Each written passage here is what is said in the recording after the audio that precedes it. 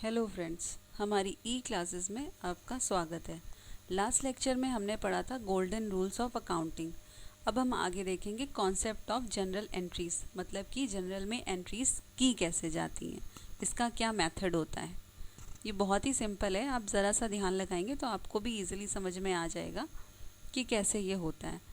Business में कभी भी कोई भी ट्रांजैक्शन होता है तो सबसे पहले उसकी एंट्री जिस बुक में करते हैं वो जनरल कहलाती है। इसमें हम अकाउंट्स को ये शो करते हैं कि कौन सा अकाउंट डेबिट में जाएगा और कौन सा क्रेडिट में जाएगा। डेबिट और क्रेडिट आप कैसे समझ सकते हैं वो लास्ट लेक्चर में हम आपको ऑलरेडी बता चुके हैं गोल्डन रूल ऑफ अकाउंटिंग में, कि कौन सा डेबिट में जाएगा कौन सा क्रेडिट में जाएगा। जनरल को हम सब्सिडेरी बुक भी कहते हैं और जो भी ट्रांजैक्शन जनरल में होते हैं उसकी एंट्री जो हम करते हैं, उसकी रिकॉर्डिंग जो करते हैं वो जनरलाइजिंग कहलाती है। अब जनरलाइजिंग की प्रोसेस क्या होती है, इसमें जो पहला आता है वो आता है सीरियल नंबर। इसे आप 1 2 3 4 5 6 सो ऑन, जितना भी आपका बढ़ जाए, जितनी भी एंट्रीज आप करना चाहें वो सीरियल नंबर दे करके कर सकते हैं।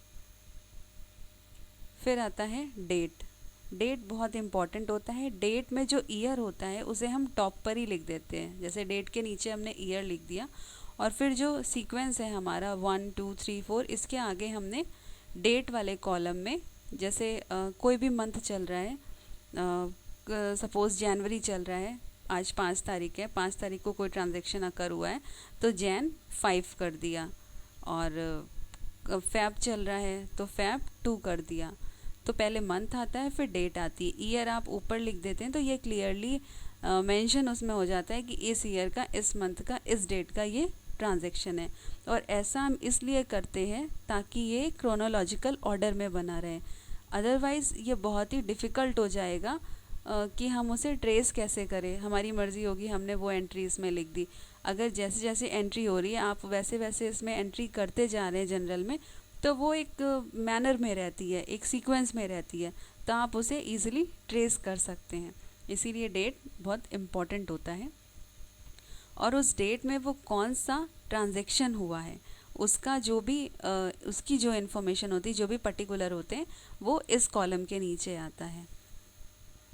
डेबिट जो होता है उसमें डीआर लिख देते हैं उस अकाउंट के आगे, और जो क्रेडिट का होता है, क्रेडिट में 2 लिखा जाता है। डेबिट में डीआर लिखा जाता है जो कि बाद में लिखा जाता है, और क्रेडिट में 2 लिखा जाता है जो कि पहले लिखा जाता है। मतलब कि जो अकाउंट आपका डेबिट हो रहा है उस अकाउंट के आगे हम डीआर लिखेंगे, और जो आपका अकाउंट क्रेडिट हो रहा है उस अकाउंट के आगे, मतलब उसके पहले 2 लिख देंगे। जैसे आपकी कोई एंट्री है, कैश अकाउंट टू मोहन जा रही है, कैश अकाउंट आपका डेबिट में जाएगा तो डेबिट को हम कैश अकाउंट डीआर कर देंगे, और मोहन आपका क्रेडिट में जाएगा तो मोहन को टू मोहन लिखेंगे।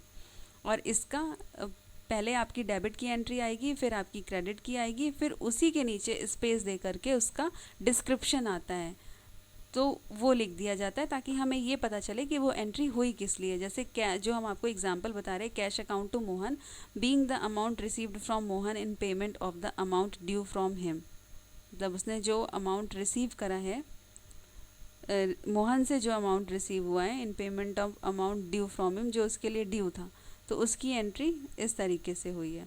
इसमें हम जो ध्यान रखने वाली बात है, जनरल एंट्री सिंगल भी हो सकती है, 1 डेबिट एंड 1 क्रेडिट, और कंपाउंड भी हो सकती है, जैसे कि 1 डेबिट हुई, 2 या 2 से ज़्यादा क्रेडिट हुई, या 2 या 2 से ज़्यादा डेबिट हुई और 1 क्रेडिट हुई। तो इसमें कोई ज़रूरी नहीं है, वो सिंगल भी हो सकती है, कंपाउंड भी हो सकती है। बट इम्पॉर्टेंट क्या है उसमें कि दोनों का टोटल अमाउंट, यानी कि डेबिट का अमाउंट और क्रेडिट का अमाउंट, ये इक्वल होना चाहिए। और जो जनरल की एंट्रीज होती है वो कई पेजेस में हो सकती है, जो तो इसीलिए जब भी हम उसकी एंट्री करते हैं तो हर पेज का टोटल करते जाते हैं, और जो उसका बैलेंस आता है वो नेक्स्ट पेज पर टॉप पर लिख दिया जाता है, इसको कैरी फॉरवर्ड कर देते हैं नेक्स्ट पेज की बिगनिंग में। एलएफ का मतलब होता है लेजर फोलियो। लेजर फोलियो क्या होता है, आप जनरल के बाद जो एंट्री करते हैं वो लेजर में करते हैं, तो लेजर में अलग अलग अकाउंट्स की बुक बन जाती हैं। फॉर एग्जाम्पल आपने बुक्स बनाई है वो है cash account book, bank account book, purchase account book, and continuously आप बुक्स बनाते गए। फाइनली जो आपने बनाई है वो सेल्स अकाउंट बुक बनाई, जैसे 1 2 3 4 5 6 16 एंड सो ऑन बढ़ती चली जाएंगी। जितने भी आपके अकाउंट बनेंगे सेपरेट लेजर में अलग अलग बुक्स बनती हैं। लेजर में जो नंबर लिखा जाता है वो किस हिसाब से लिखते हैं, जैसे आपने कैश, अभी हमने जो आपको एग्जांपल बताया था कैश अकाउंट का, तो कैश अकाउंट वाला आपका बुक नंबर 1 में जाएगा। तो सपोज आपने वो एंट्री 5 नंबर पेज पे करी है, तो यहाँ आपको ये तो समझ में आ जाएगा, वहाँ पर लिखा हुआ है जो पर्टिकुलर में आपका लिखा हुआ है कि हाँ कैश अकाउंट है, कैश अकाउंट आपकी बुक नंबर 1 है और आपने यहाँ पे पेज नंबर लेजर फोलियो में 5 लिख दिया, तो आप अच्छे से समझ सकते हैं कैश अकाउंट की बुक हमें उठानी है, उसमें 5 नंबर के पेज में ये एंट्री हो जाएगी। और इसी तरह बैंक अकाउंट है, अगर कोई बैंक अकाउंट में जा रहा है, बैंक अकाउंट की बुक में जा रहा है, तो उसमें देख लेंगे कि जैसे 7 नंबर के पेज में कोई एंट्री हुई है तो वहाँ पर वो एंट्री लिख देंगे लेजर फोलियो में 7 नंबर में, तो आपको यहाँ से ट्रेसेबल हो जाएगा कि हाँ लेजर फोलियो की इस बुक में 7 नंबर के पेज पे ये एंट्री है। तो अगर आपको कोई चीज़ देखनी है तो वो आप आराम से उसे देख सकते हैं। फिर आता है डेबिट अमाउंट रुपीज़, मतलब जो भी अमाउंट हमारा डेबिट हो रहा है उसको हम इस कॉलम के अंडर में लिखते हैं।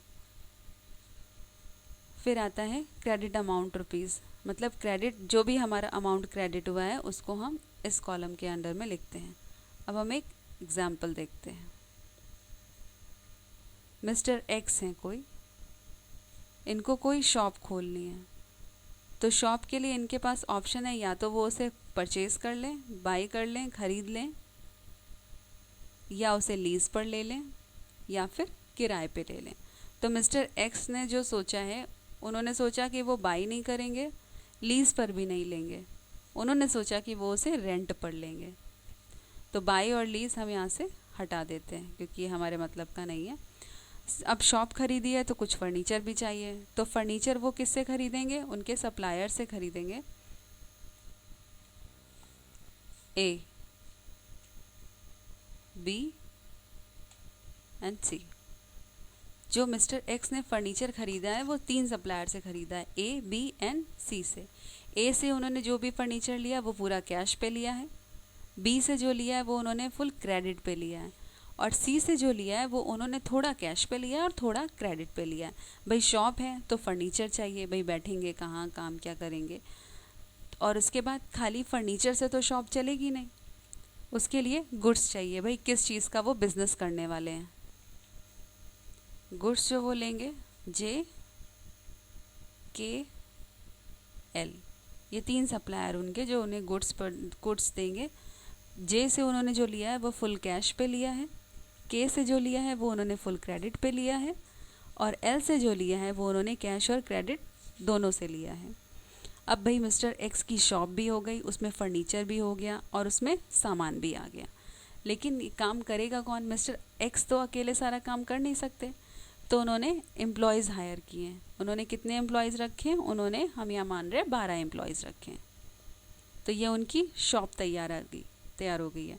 इसमें उनका टोटल खर्चा कितना आया है, शॉप का खर्चा आया है जो कि उन्होंने रेंट पे लिया हुआ है, फर्नीचर का खर्चा आया हुआ है, गुड्स का खर्चा है और एम्प्लॉयज़ का खर्चा है। तो टोटल मिलाकर उनका 10 लाख रुपए का खर्चा आया है। अब इसकी एंट्रीज़ हम जनरल में कैसे करेंगे वो हम आपको अब नेक्स्ट लेक्चर में बताएंगे।